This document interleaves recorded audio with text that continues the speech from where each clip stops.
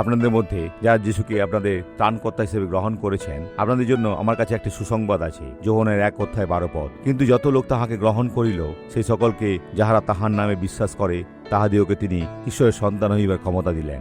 এটাই আপনারা পেরেছেন, যারা তার নামে বিশ্বাস করে তাদের জন্য।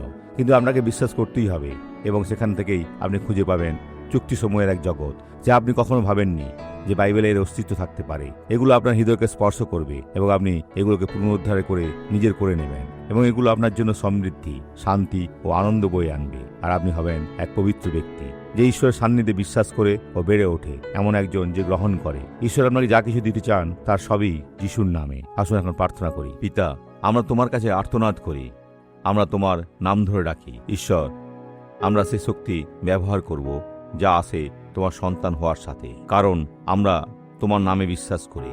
যিশুর নামে আমি মন্দকে বলছি, ঈশ্বরের সম্পত্তি এ ব্যক্তির উপর থেকে তোমার হাত সরিয়ে নাও এবং তার জীবন থেকে দূর হয়ে যাও, যিশুর নামে, আমেন।